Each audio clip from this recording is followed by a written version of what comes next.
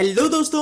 तो सब लोग कैसे हैं? वैसे काफी सारे लोग काफी ज्यादा गुस्सा होंगे क्योंकि ये वीडियो आने में काफी ज्यादा लेट हो चुका है, लेकिन इसका कारण सबको पता चल चुका होगा कि हाल ही में मेरे एग्जाम चल रहे थे और इसके अलावा मैं एक सॉन्ग के ऊपर भी काम कर रहा था। एग्जाम खत्म हो चुका है और सॉन्ग रिलीज हो चुका है, तो सॉन्ग के लिए आप सभी को सबसे पहले तो थैंक यू कि आपने सॉन्ग के ऊपर इतना शानदार रिस्पॉन्स दिखाया। आप सभी के काफी शानदार और काफी पॉजिटिव कमेंट मुझे देखने को मिल रहा है। जिस किसी ने भी उस सॉन्ग को नहीं देखा है, नहीं सुना है, एक बार जाकर जरूर से सुन लेना। सॉन्ग का नाम है फर्स्ट लव। डिस्क्रिप्शन में मैं लिंक दे देने वाला हूँ। सॉन्ग को सुनने के बाद में आप लोगों को जिस भी तरह का रिप्लाई आए, नेगेटिव पॉजिटिव कुछ भी, वही पर कमेंट बता के जाना। वैसे जहां तक मुझे लगता है सॉन्ग काफी शानदार बना है और मैं इसको बिल्कुल ऐसा ही बनाना चाहता था। इसके अलावा आखिरी में एक छोटी सी रिक्वेस्ट और थी। इस सॉन्ग को बनाने में बीट बॉक्स नाम से एक यूट्यूब चैनल है जिसने मेरी काफी मदद की है। ये मेरे दोस्त का ही चैनल है। सॉन्ग के अंदर केवल लिखने का काम मेरा था। तो प्लीज अगर आपको गाना किसी भी तरीके से पसंद आता है तो उनके चैनल को सब्सक्राइब कर लेना, उनके चैनल को सपोर्ट दिखाने की कोशिश करना। 2-3 सॉन्ग जो उनके चैनल के ऊपर पड़े हुए हैं, एक बार जरूर से उनको भी सुन लेना। उन्होंने उन गानों को बनाने में काफी ज्यादा मेहनत की है। अगर किसी भी तरीके से हम उनको सपोर्ट कर पाए तो काफी ठीक होगा ना। अब उन्होंने जितने पैसे दिए थे उतने का प्रमोशन हो चुका है। अब इस वीडियो को शुरू करते हैं।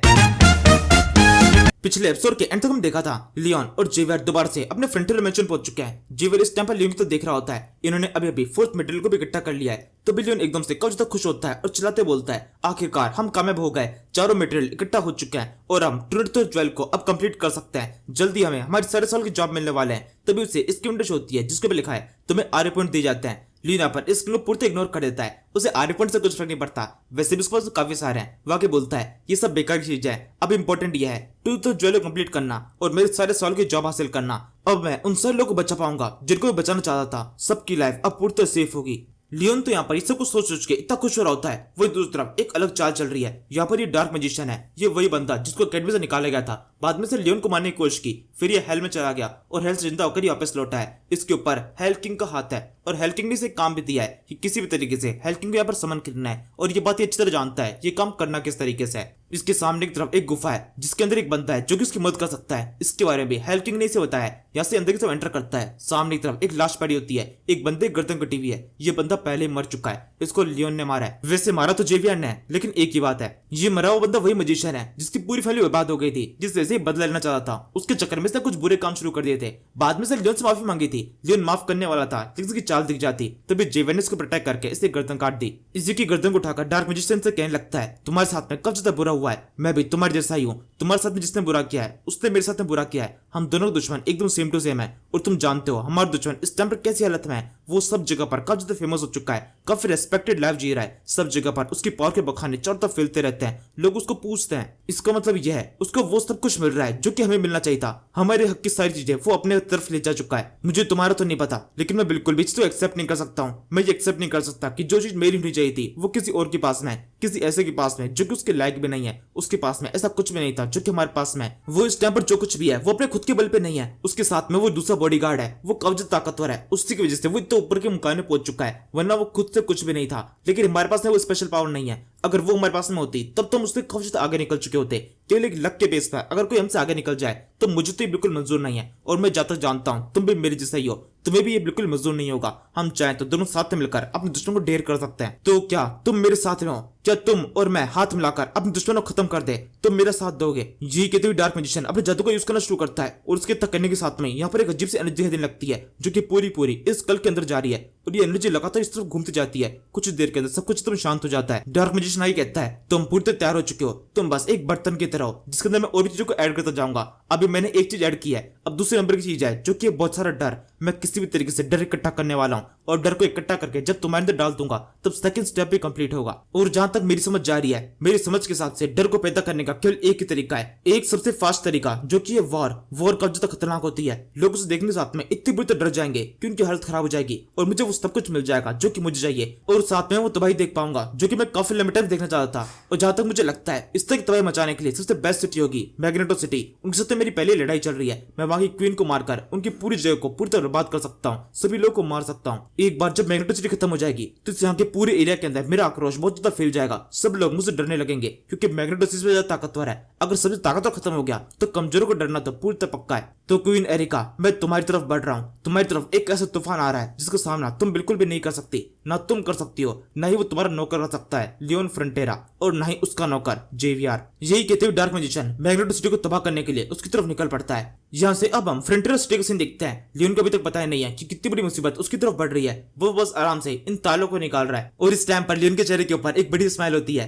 ये लियोन वही बनता है जो कुछ टाइम पहले इन तालों को देखकर रिग्रेट कर रहा था कि इन तालों को लेकर नहीं जाना चाहिए, लेकिन अब जब वो इन तालों को बड़ी बेदर्दी से तोड़ रहा होता है उसके चेहरे के ऊपर एक बड़ी स्माइल होती है। वो खुश तो बोलता है, बेकार का लव। लोग क्या सोचते थे इन तालों की मदद से वो अपने लव को कैद कर पाएंगे, इन तालों की मदद से उनका लव हमेशा के लिए पक्का हो जाएगा, लेकिन इनको तोड़ना तो मेरे लिए बहुत ज्यादा आसान है। कितने बेवकूफ लोग हैं वो, इतनी बेकार चीजों के ऊपर इस तरह का विश्वास कर लेते हैं। कितना मजा आ रहा है उनके इस विश्वास को तोड़ने में। जी यार तुम सोचो, अगर हम इस चीज को उनके सामने करते, उन झकों के सामने, उन्होंने जो ताला उस जगह पर लगाया है उस ताले को उसी के सामने उसी समय तोड़ा जाता तो कितना मजा आता। उनके चेहरे के एक्सप्रेशन कितने शानदार हो जाते। ये कहते हुए लियोन के चेहरे के ऊपर धीरे धीरे करके जो इविल फेसेस होते हैं वो ज्यादा खतरनाक होते जाते हैं। वो धीरे धीरे करके हर एक बंदे का नाम लेने लगता है जो कि उस ताले के ऊपर लिखा हुआ है। वो हर एक बंदे का नाम लेके उस ताले को तोड़ रहा होता है। चिल्लाते हुए कहता है, अच्छा तुम और तुम तो एक दूसरे प्यार करते हो, लो तुम्हारा प्यार टूट गया, लो तुम्हारा भी टूट गया, लो तुम्हारा भी टूट गया। ये सब कुछ लियो लगातार रिपीट करता जा रहा है और जेवियर ये सब कुछ उसके बगल में बैठ कर देख रहा है। वो भी ये सब चीज कर रहा है लेकिन एकदम शांति से। जब उसे लगता है ये सब कुछ काफी ज्यादा हो चुका है तो खुद से लियोन से बोलता है, मास्टर लियोन आपको नहीं लगता ये कुछ ज्यादा हो रहा है? आपके चेहरे के एक्सप्रेशन कुछ ज्यादा इविल हो चुका है, इस काम को एकदम आराम से भी कर सकते हैं, बेकार में विलन बनने की क्या जरूरत है? लियोन कहता है, नहीं बिल्कुल भी नहीं, मैं विलन नहीं बन रहा, मैं तो हीरो ही हूँ। मैं वो हीरो हूँ जो कि इक्वालिटी में बिलीव करता हूँ। मैं सिंगल हूँ। तुम्हें समझ में आ रहा है इस लाइन का मतलब क्या है? अगर मैं सिंगल हूं तो किसी और को भी सिंगल होना चाहिए,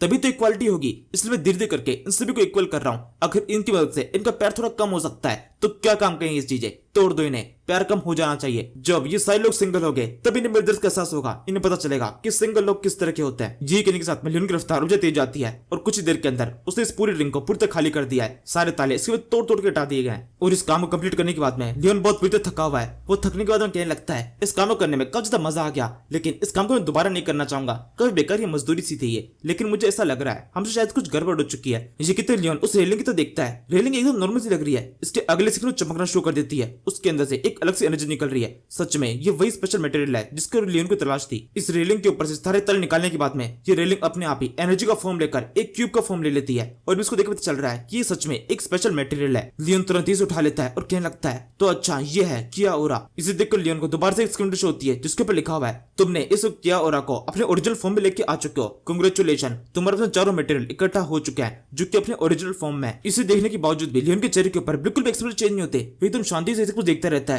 जिसे उसको भरोसा नहीं हो रहा है कि सच में वही चीज कामयाब कर चुका है। जेवियर लियोन तो देख रहा है, उसको शौक सा लगता है कि इनके चेहरे के ऊपर एक्सप्रेशन क्यों नहीं आ रहे। आमतौर पर उनके चेहरे के ऊपर एक एविल से स्माइल होती है। इसके अगले सेकंड लियोन जोर चिल्ला कहता है, बिल्कुल भी आराम करने का टाइम नहीं है, जल्दी से हमें अगले स्टेप की तो आगे बढ़ना पड़ेगा, मैं एक सेकंड भी वेस्ट नहीं करना चाहता हूँ। जबकि लियोन तुरंत ही इस रूम से बाहर निकल जाता है। ये सब कुछ देख देख के जेवियर सोचने लगता है, ये सब कुछ क्या हो रहा है, कभी किसी दिन मेरा दिमाग खराब हो जाएगा। इनका बिहेवियर इतना अजीब सा है कि एक सेकंड के अंदर 50-60 बार बदल जाता है। मैं किसी भी एक सेकंड के लिए इनके बिहेवियर को प्रिडिक्ट कर ही नहीं सकता हूँ, लेकिन फिर भी चलो ठीक है, मैं इनके बिहेवियर को प्रिडिक्ट ना कर पाऊं, लेकिन मैंने ये प्रिडिक्ट तो कर ही लिया है कि ये एक अच्छे इंसान है। इनके जिस भी तरह के डिसीजन होंगे वो काफी अच्छे होंगे, बिहेवियर भले ही खराब हो, डिसीजन और उसका रिजल्ट अच्छा ही होने वाला है। वैसे अब जेवियर को जल्दी एहसास होने वाला है कि वो जो कुछ भी सोच रहा है वो एकदम गलत है। यहाँ से सीन शिफ्ट होता है, हम समुद्र का सीन देखते हैं। यहाँ पर ये ऑक्टोपस है जिसने पूरी सिटी को पकड़ रखा है। लियोन और जेवियर इस जगह पहुंच चुके हैं, वो भी समुद्र में तैर रहे हैं। लियोन जेवियर से बोलने लगता है, जेवियर तुम्हें क्या लगता है पिछले कुछ टाइम के अंदर हमने कितना सब कुछ किया है? देखो हम हेल में जाकर एक रेल रोड बनाए, इसके अलावा मैग्नेटो सिटी के अंदर हमने एक ब्रिज बनाया था जिससे मैग्नेटो सिटी का काफी विकास हुआ। इसके बाद में ऑक्सीजन स्टोरेज के लिए हमने काफी सारे फ्रिज बनाए, उस फ्रिज के अंदर अपना काफी सारा खाना रख सकते हैं, अपना खाना काफी लिमिटेड तक खराब नहीं होता। अपने खुद की सिटी के अंदर हमने काफी सारे बाथरूम बनाए, लोगों को इधर उधर भागना नहीं पड़ता है, वो अपने घर के अंदर ये सब कुछ कर सकते हैं। उनको कितनी सुविधा हो चुकी है।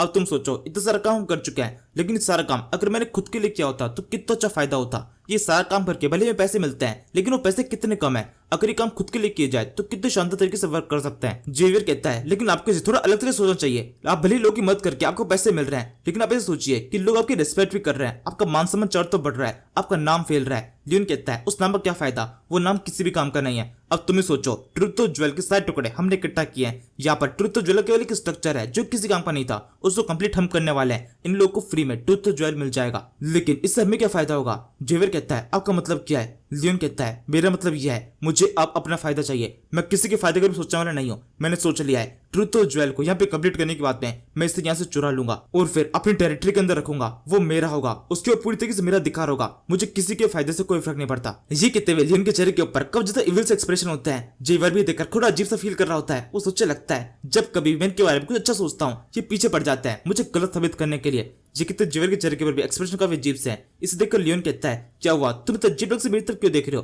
तुम मेरी तरफ ऐसे देख रहे हो जैसे कोई इविल इंसान हो। मैं बिल्कुल भी कोई इविल इंसान नहीं हूँ। मैंने आज से पहले इस तरह कोई भी डिसीजन नहीं लिया है। एक डिसीजन से क्या फर्क पड़ता है, एक डिसीजन तो मैं ले सकता हूँ। ये सुनकर भी ज्वेल के चेहरे एक्सप्रेशन बिल्कुल बदलते नहीं है। लियोन कहता है, अच्छा ठीक है, ये पहली बार नहीं है, ये दूसरी बार है। हाँ ठीक है, तीसरी बार, चलो ठीक है, चौथी बार है, लेकिन फिर भी मैं तो लूंगा ही। मेरे को इस बार अपने फायदे के बारे में सोचना है, और वैसे भी ट्रुथ तो ज्वेल को हम कंप्लीट करने वाले हैं, तो इसके ऊपर मेरा अधिकार तो बनता है। लियोन के इतना कहने के साथ में इस सीरीज का ये एपिसोड खत्म होता है। Thank you for watching.